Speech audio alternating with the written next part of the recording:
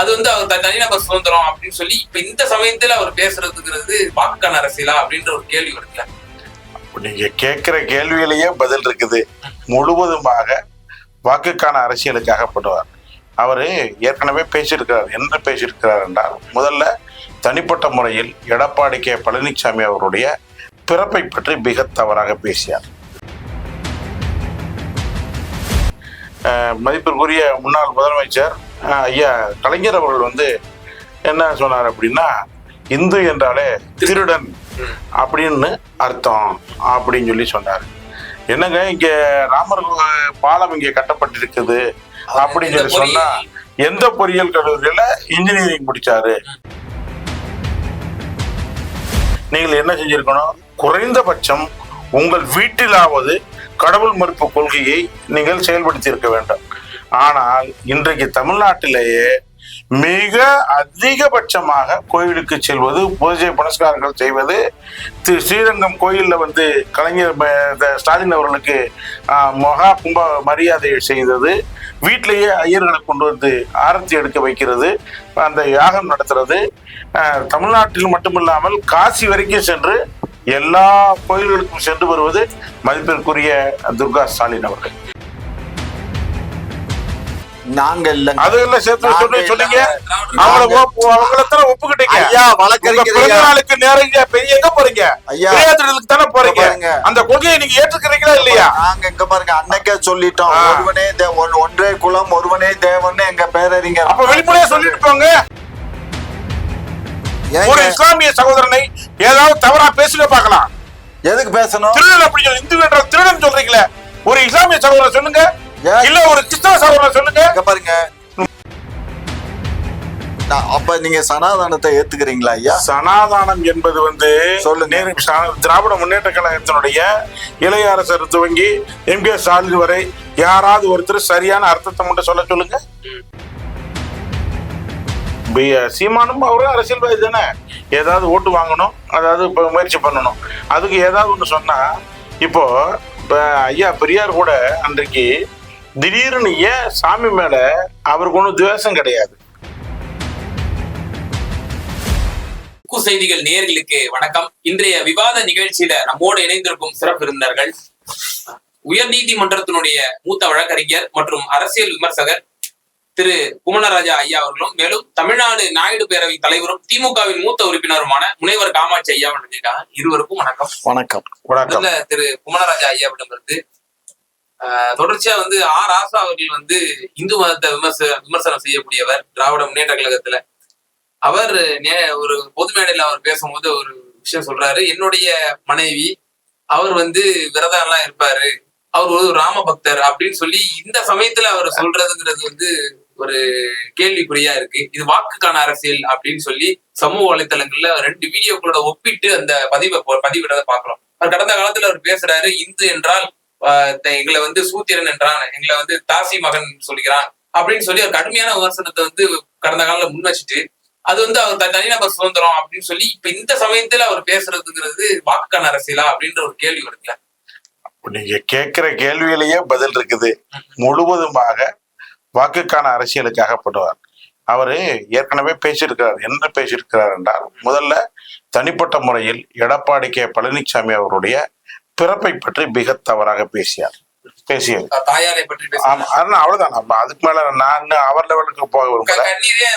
ஆமா, அந்த அளவுக்கு பேசினாரு. அப்புறம் தேர்தல் ஆணையம் அதுல உரிய நடவடிக்கை எடுத்து 3 நாள 5 நாட்களோ நீங்க பிரச்சாரத்துக்கு போகக்கூடாது அப்படின்னு சொல்லிட்டு அவருக்கு தடை பண்ணப்பட்டது. அதுக்கப்புறம் இந்துக்களுடைய எல்லா அம்மாக்களுமே வேசிகள் அப்படின்னு சொல்லிட்டு அவர் பேசினார். பேசினதுக்கு அப்புறம் ஏன் எங்கிருந்து வருது அப்படின்னா, திராவிட முன்னேற்ற கழகத்தினுடைய தலைவர் மதிப்பிற்குரிய முன்னாள் முதலமைச்சர் ஐயா கலைஞர் அவர்கள் என்ன சொன்னார் அப்படின்னா, இந்து என்றாலே திருடன் அப்படின்னு அர்த்தம் அப்படின்னு சொல்லி சொன்னாரு. என்னங்க இங்க ராமர் பாலம் இங்க கட்டப்பட்டிருக்குது அப்படின்னு சொல்லி சொன்னா, எந்த பொறியியல் கல்லூரியில இன்ஜினியரிங் முடிச்சாரு அப்படின்னு சொல்லிட்டு அரசியல் நையாண்டிகளை அடுத்த மதத்தினுடைய உங்களுக்கு மதம் பிடிக்கிறதோ இல்லையா வேண்டாம் விட்டுருங்க. நீங்க எந்த மதத்தை சேர்ந்தவளாம் இருங்கள், யாருக்கு வேணாலும் நீங்கள் ஆதரியுங்கள். நீங்கள் வழக்கம் போல முஸ்லிம்களையும் கிறிஸ்துவர்களையுமே கட்டிப்பிடித்து அழுது கொண்டு நாங்கள் உங்களுக்கு எப்பொழுதும் ஆதரவாக இருப்போம் என்பதை இந்த ஓட்டு பொறிக்கை அரசியலுக்காக நீங்க ஏதாவது செஞ்சுங்க. அதை பற்றி யாரும் கவலை கொள்ளவில்லை. ஆனால் அவருடைய தனையன் முத்துவேல் கருணாநிதி ஸ்டாலின் அவர்கள் 1 கோடி பேர் இந்துக்கள் திராவிட முன்னேற்ற கழகத்துல இருக்காங்க. 90% எங்க கட்சியில இந்துக்கள் தான்.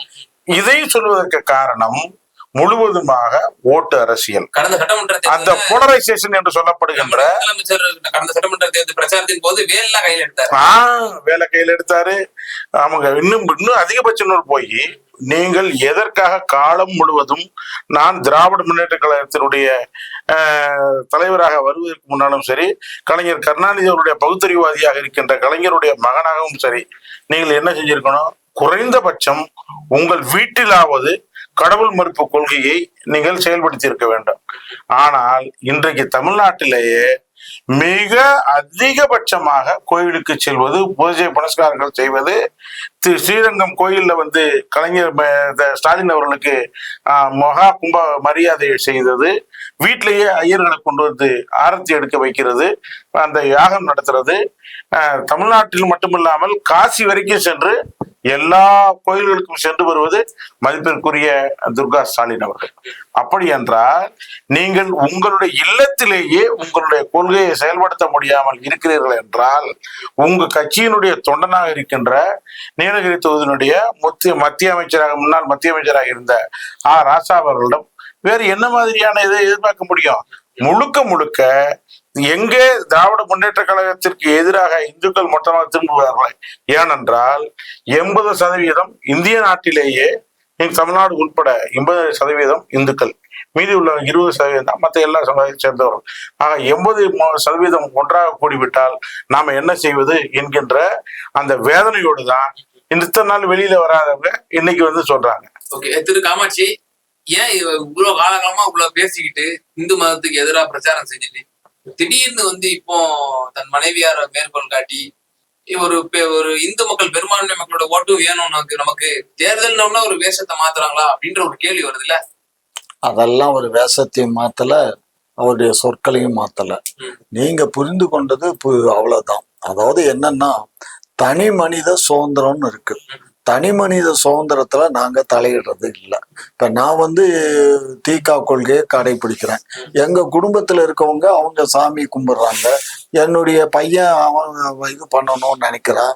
இப்ப நான் இதுவரை என்னுடைய தாத்தாவோ என்னுடைய தகப்பனாருக்கோ தாயாருக்கோ நாங்க இதுவரை திதியெல்லாம் கூட கொடுத்ததில்லை. அவன் கொடுக்குறான். இந்த மாதிரி அதாவது ஒவ்வொரு மனிதருக்கும் ஒவ்வொரு விதமான பழக்க வழக்கம். அந்த பகுத்தறிவு கொள்கையை, அந்த இந்து மத எதிர்ப்பு கொள்கையை தன்னுடைய வீட்டிலாவது அவர்கள் வீட்டுலதான் உபதேசம். இங்க பாரு, வெளியிலையும் யாரையும் கட்டாயப்படுத்தவில்லை. நீங்கள் புரிந்து கொண்டது அவ்வளவுதான். இந்துக்களுடைய மக்களுடைய தாய்மாருடைய தாலியை அறுத்தீங்க, நாங்க இல்ல அதெல்லாம் சேர்த்து சொன்னீங்க, அவங்கள ஒப்புக்கிட்டீங்க. ஐயா வழக்கறிஞருக்கு நேரங்க பெரிய எங்க போறீங்க? ஐயா தானே போறீங்க. அந்த கொள்கையை நீங்க ஏற்றுக்கிறீங்களா இல்லையா? நாங்க இங்க பாருங்க, அன்னைக்கே சொல்லிட்டோம், ஒருவனே ஒன்றே குலம் ஒருவனே தேவன்னு எங்க பேரறிஞர். அப்ப வெளிப்படையா சொல்லிட்டு போங்க. நாங்க தான் சொன்னோம், வெளிப்படையா சொல்லுங்க. என்ன இந்துக்களுக்கு எதிரானவர்கள் அல்ல, துவேஷம் செய்ய மாட்டேன்னு சொல்லி ஒரு நாள் சொல்லுங்க. ஒரு இஸ்லாமிய சகோதரனை ஏதாவது தவறா பேசுங்க பாக்கலாம். எதுக்கு பேசணும்? திருடன் அப்படி சொல்லி இந்து என்ற திருடன் சொல்றீங்களே, ஒரு இஸ்லாமிய சகோதரர் சொல்லுங்க, இல்ல ஒரு கிறிஸ்தவ சகோதரர் சொல்லுங்க. பாருங்க, நோம்பு கஞ்சி குடிச்சா அது மதவாத விஷயம் அல்ல. ஆனா கோயிலுக்கு போய் விடுமுறை திருநாள சொல்லி கோயில்ல போய் சொன்னா, ஒரு விநாயகர் சதுர்த்திக்கு வாழ்த்து சொன்னா அது முழுக்க மதசார்பற்ற இயக்கமா, மதசார்பான கேள்வியா? இன்னொரு குறிப்பா கேட்கிறேன், நீங்க தெளிவா பதில் சொல்லலாம். இன்னும் சொல்லலாம், இந்துக்களோட பண்டிகையில குறிப்பா வாழ்த்துக்கள் சொல்றது இல்ல, எல்லா பண்டிகைகளும் வாழ்த்து சொல்லப்படுது அப்படின்ற ஒரு குற்றச்சாட்டு வைக்கப்படுது. அவங்களுக்கு பிடிக்கல சொல்லல, அவ்வளவுதான்.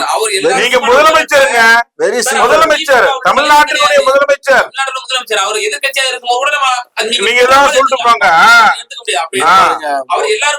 இங்க பாருங்க, ஒரு விஷயம் புரிஞ்சுக்கோங்க. விநாயகர் சதுர்த்திக்கு கவர்மெண்ட் லீவ் இருக்கா இல்லையா? யுகாதிக்கு லீவ் இருக்கா இல்லையா? வருஷ பிறப்புக்கு லீவ் இருக்கா இல்லையா? எல்லாத்துக்கும் இருக்கா? அது வந்து அரசினுடைய ஏதாவது நாங்க நீக்கி இருக்கோமா? எங்க ஆட்சி தானே நீண்ட நெடிய காலம் திராவிட ஆட்சி தானே. நீங்க பாருங்களேன், திராவிட ஆட்சி தானே இருக்குது. கிட்டத்தட்ட திராவிட ஆட்சிகள் தானே இந்த நாட்டை 67க்கு அப்புறம் ஆண்டுகிட்டு இருக்கோம். எம்ஜிஆரோ சொல்லிட்டாரு சார், நான் கோயிலுக்கு போறவன், நான் ஆன்மீகவாதி தான், முகாம்பிக்கு போவேன், எல்லா கோயிலுக்கும் கும்பிடுவேன், எல்லா கோயிலுக்கு வேண்டியதை செய்வேன் அப்படி சொல்லியாச்சு. சோ அதனால எங்களை பொறுத்த மட்டிலும் திமுக தானே கடவுள் மறுப்பு. நாங்க சொல்லு சனாதானத்துக்கு தான் நாங்க எதிரியை தவிர இந்து மதத்துக்கு அல்ல. நீங்க சனாதானம் என்பது வேறு, இந்துக்கள் என்பது வேறு. வழக்கறிஞர் ஐயாவுக்கு நல்லாவே தெரியும் இந்த விஷயத்த. அவரு வந்து டிபேட்டுக்காக இப்ப கழுவி ஊத்துறாரு. ஆனா உண்மை என்ன நிலைன்னா கிடையாது.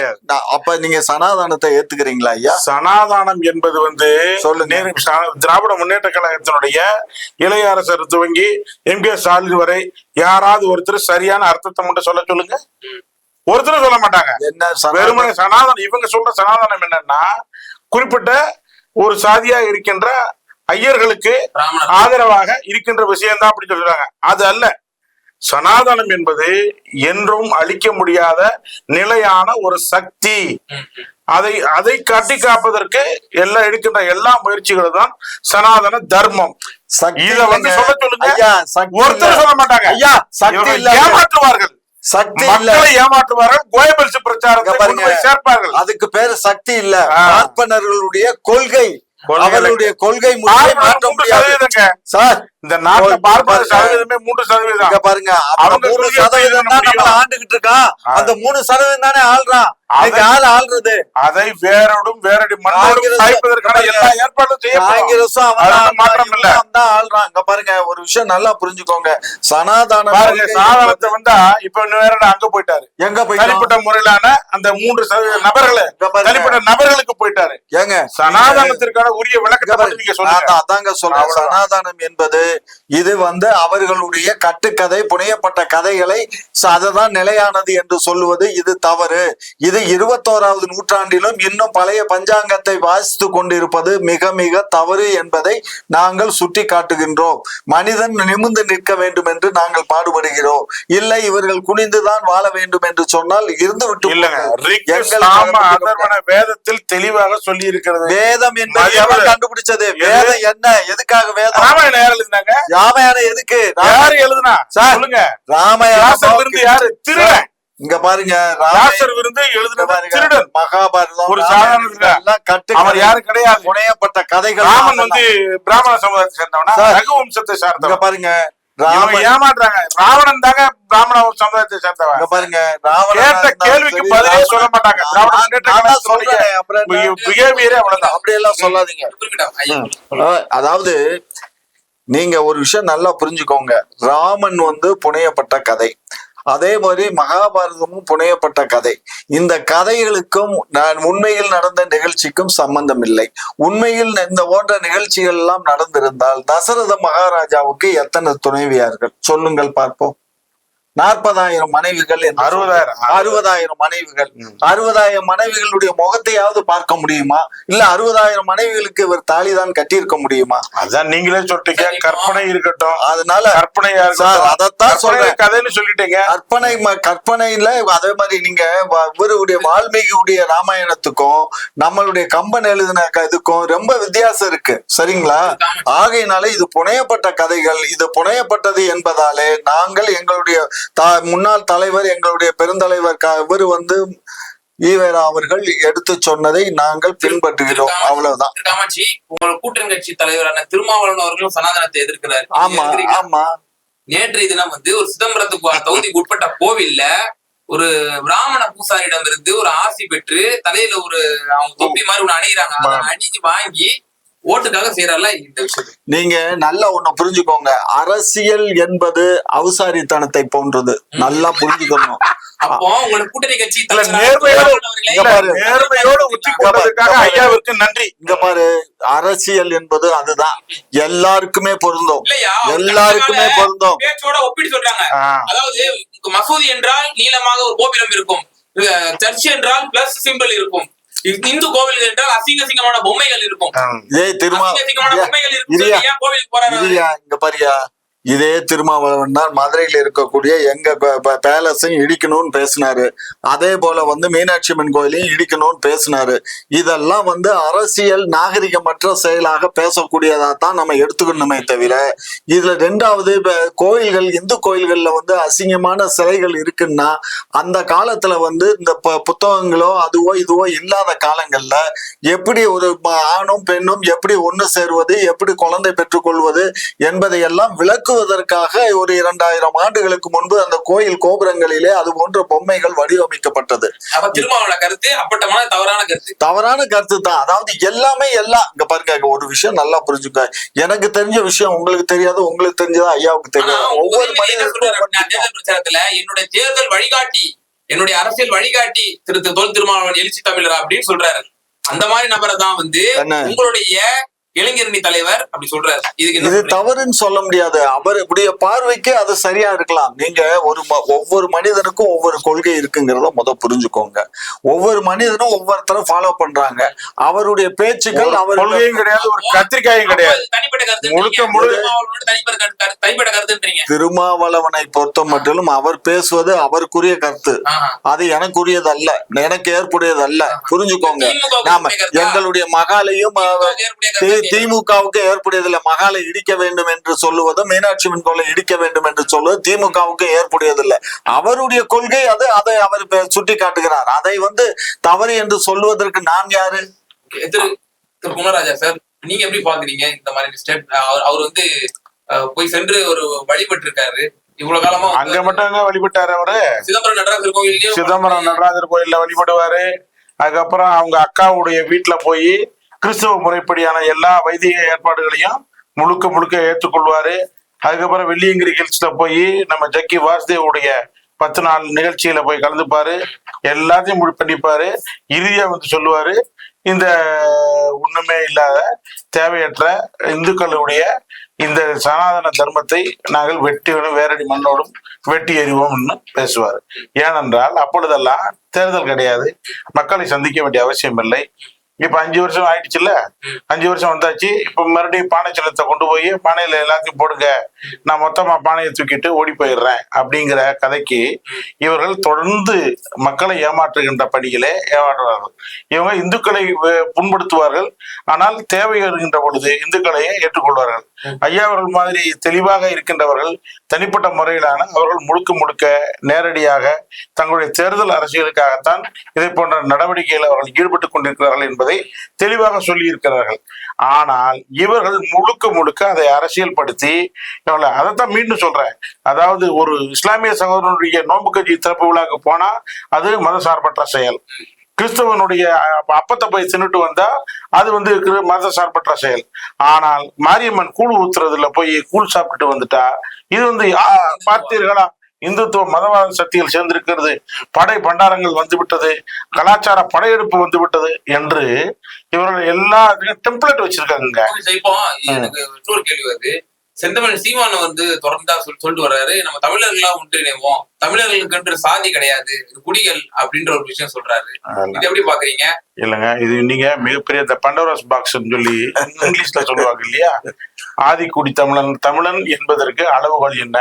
அதாவது மீண்டும் பூதத்தை திறந்து விட்டா பூதத்தை கட்டுப்படுத்துங்கிறது ரொம்ப கஷ்டம். ஏறக்குறைய 1 மணி நேரத்திற்கு மேல பேச வேண்டிய இந்த பிரச்சனைய மிக சாதாரணமா அப்படி போறப்ப கூட சொல்லிட்டு போயிட்டீங்க. சீமானும் அவரும் அரசியல்வாதி தானே, ஏதாவது ஓட்டு வாங்கணும், அதாவது முயற்சி பண்ணணும், அதுக்கு ஏதாவது ஒண்ணு சொன்னா. இப்போ ஐயா பெரியார் கூட அன்றைக்கு திடீர்னு ஏன் சாமி மேல அவருக்கு ஒன்றும் துவேஷம் கிடையாது. இப்ப ஐயா பெரியார் அவங்களோட கூட ஒரு தடவை கேட்டிருக்காரு, யாரு கூட இந்த தொண்டர் கேட்டாரு, ஐயா நம்ம தொடர்ந்து இந்த சாமி இல்லை அப்படின்னு சொல்லிட்டே போறோமே, திடீர்னு ஒரு நாள் சாமி வந்துட்டா என்ன பண்றது அப்படின்னு சொல்லி சொன்னதுக்கு இல்ல நேர்மையோடு சொன்னார். வந்துட்டா இந்த சாமி இருக்கு அப்படின்னு சொல்லிட்டு நான் பாட்டுக்கு போயிட்டே இருக்கிறேன்டா அப்படின்னு சொல்லி சொன்னார்.